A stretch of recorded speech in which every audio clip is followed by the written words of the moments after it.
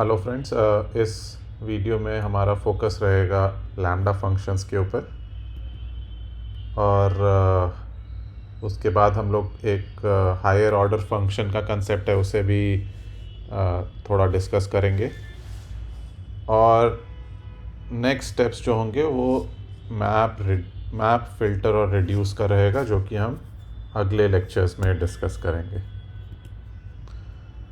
Basic requirement आपका जो है, इसमें आप पाइथन को का बेसिक फंक्शन या मेथड्स को कैसे लिखते हैं उसकी अंडरस्टैंडिंग होनी चाहिए।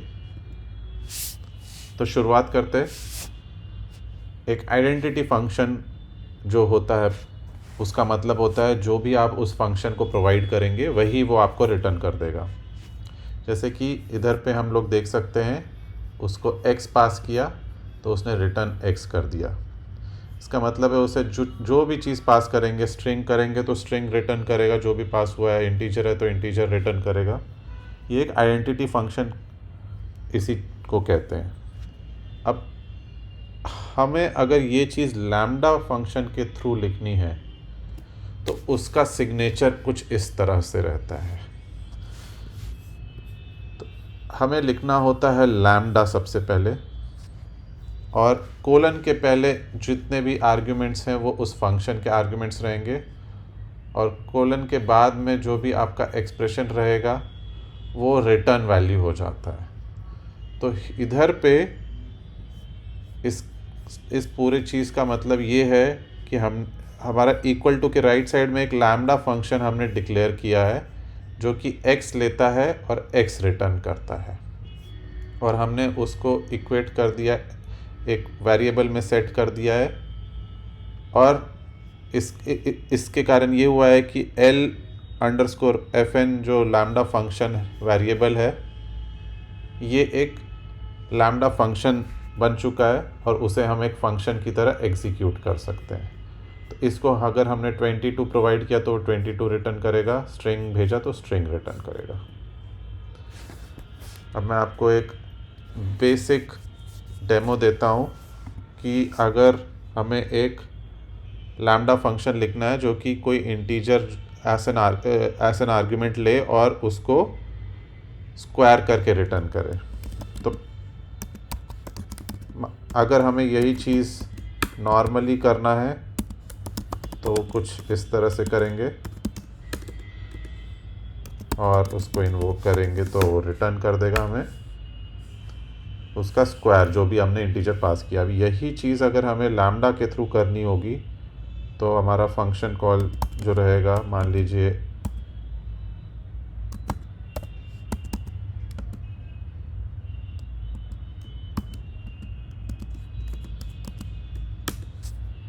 अब हम अगर इसमें देखें कि fn का वैल्यू क्या है, तो वो एक फंक्शन है जिसका नाम लैम्डा दिया हो उसने, और अब हम इस फंक्शन को अगर एग्जीक्यूट करेंगे तो वो हमें स्क्वायर रिटर्न करेगा उस इंटीजर का। तो बहुत सिंपल होता है, हमें लैम्डा लिख के देना होता है और उसके बाद में जो भी आर्ग्यूमेंट हैं या आर्ग्यूमेंट्स हैं वो, और उसके बाद इधर पे जो भी वैल्यू रिटर्न करनी है वो इधर पे एक्सप्रेशन में आता है।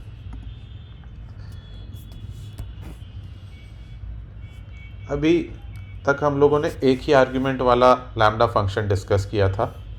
यहाँ पर हम लोग देख सकते हैं कि मल्टीपल आर्ग्यूमेंट्स है कोलन के पहले। तो ये एक वॉल्यूम लैम्डा फंक्शन है जो कि लेंथ ब्रेड्थ हाइट लेता है और आपको वॉल्यूम रिटर्न करेगा। तो जैसा कि आप देख सकते हैं, लैम्डा L_B_H आर्ग्यूमेंट्स लिया और L*B*H उसने रिटर्न किया, जो कि वॉल्यूम का डेफिनेशन होता है।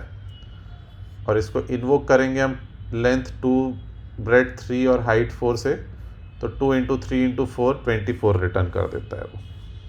तो लैम्डा फंक्शन मल्टीपल आर्ग्यूमेंट्स ले सकता है। इफ़ी का जो कंसेप्ट होता है, इमीडिएटली इन्वोक्ड फंक्शन एक्सप्रेशन, जो कि जावास्क्रिप्ट में एक कॉमन चीज़ है, लैम्डा फंक्शन भी उस पैराडाइम या उस कंसेप्ट पे आप उसको इन्वोक कर सकते हो।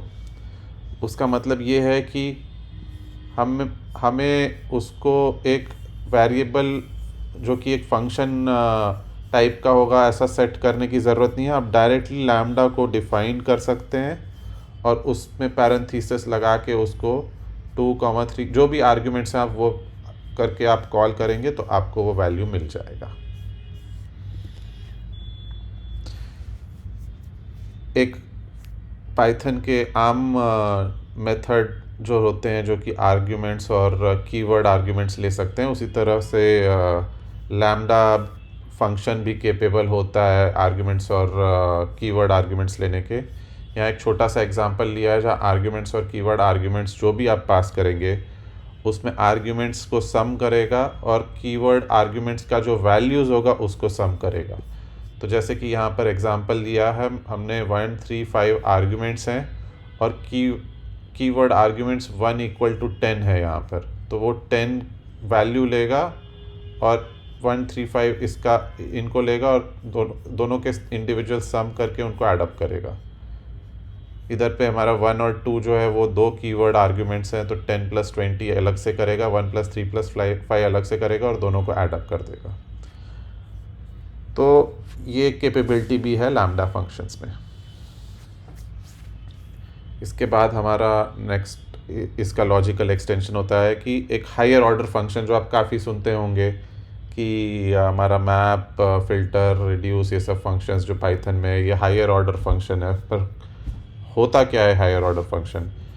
ये विकिपीडिया का डिस्क्रिप्शन है कि टेक्स 1 और मोर फंक्शन एज आर्ग्यूमेंट, मतलब कि एक या एक से ज़्यादा आर्ग्यूमेंट फंक्शन आर्ग्यूमेंट की तरह जाएंगे और वो चीज़ रिटर्न जो करेगा वो भी एक फंक्शन ही होगा।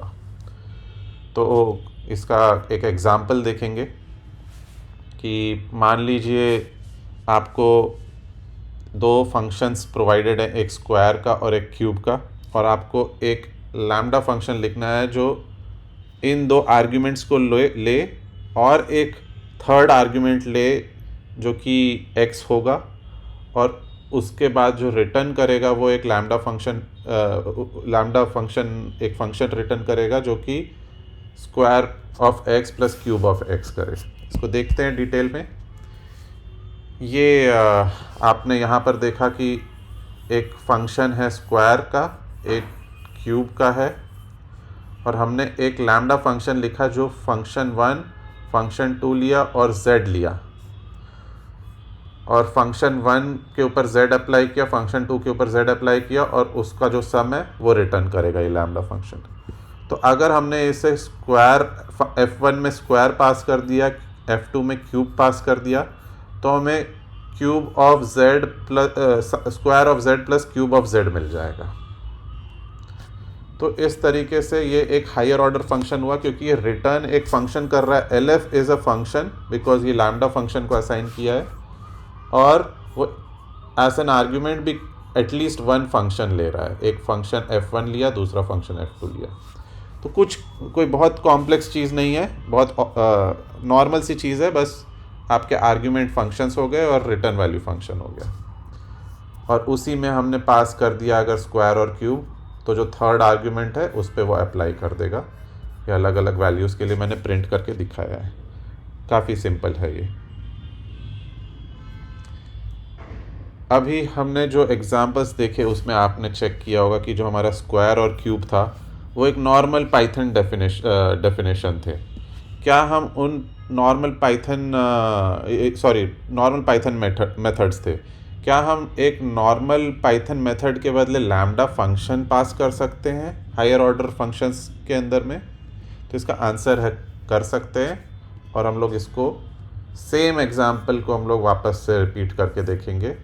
पहले हम लोग इसके अंदर में यहाँ पर स्क्वायर फंक्शन भेज रहे थे और यहाँ पर क्यूब भेज रहे थे, उसके बदले हम लोग स्ट्रेट अवे लैम्डा फंक्शन भेज रहे हैं यहाँ पे, और इधर पे स्ट्रेट अवे लैम्डा फंक्शन भेज रहे हैं। दोनों काम अलग कर रहे हैं। पहला वाला x² रिटर्न कर रहा है, दूसरा वाला y³ रिटर्न कर रहा है। बेसिकली जो आर्ग्यूमेंट है उसका क्यूब कर रहा है यहाँ पर उसका स्क्वायर कर रहा है। चीज़ एग्जैक्टली सेम होने वाली है, बस डिफरेंस ये है कि LF जो खुद एक लैम्डा फंक्शन है वो 2 आर्ग्यूमेंट्स जो ले रहा है फंक्शन के, और तीसरा आर्ग्यूमेंट एक x ले रहा है, तो 2 आर्ग्यूमेंट्स जो हमने उसको फंक्शन के पास किए हैं वो लैम्डा फंक्शन के थ्रू हमने उसको इम्प्लीमेंट किया है। बहुत ही स्ट्रेट फॉरवर्ड है। तो इससे आपको एक की टेक अवे तो ये है कि लैम्डा फंक्शन जस्ट एक फंक्शन के इक्विवेलेंट है, कोई डिफरेंस नहीं है। अगर उसे आप कंसेप्चुअली सोचे कि लैम्डा फंक्शन एक नॉर्मल पाइथन मेथड या फंक्शन के इक्विवेलेंट है,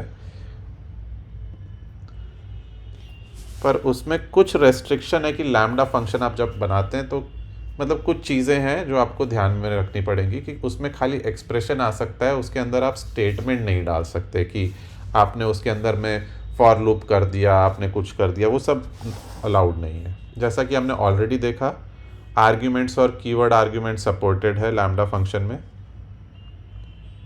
नॉर्मली एक ही लाइन में इसको लिख दिया जाता है और ये इफ़ी की तरह एग्जीक्यूट भी हो सकता है। अब इसका इमीडिएटली लैम्डा फंक्शंस का नेक्स्ट स्टेप्स जो होगा मेरे हिसाब से उसको मैप फिल्टर रिड्यूस के ऊपर आप अगर फर्दर मेरे लेक्चर्स पढ़ेंगे तो वहाँ पर आपको इसका क्लियर यूसेज मिलेगा। लैम्डा फंक्शंस बहुत कॉमनली यूज़ होते हैं इन सब जगहों पे, और अगर आपको लैम्डा फंक्शंस समझ में आएगा तो आपको मैप फिल्टर रिड्यूस के आप जो एग्जांपल्स देखेंगे इंटरनेट में वहाँ पर ये यूज़ होते हैं, तो आपको वहाँ पर कोई कन्फ्यूजन नहीं होगा। तो आज के वीडियो के लिए इतना ही। आई होप आपको मेरा ये वीडियो पसंद आया। अगर आपको कोई डाउट्स हो तो आप कमेंट सेक्शन पे प्लीज़ जाके अपना कमेंट डालें, और प्लीज़ मेरा चैनल सब्सक्राइब करें। Thank you so much. अब अगले वीडियो लेक्चर में हम लोग मिलेंगे, उधर पे हम लोग मैप फिल्टर और रिड्यूस डिस्कस करेंगे। Until then, thank you.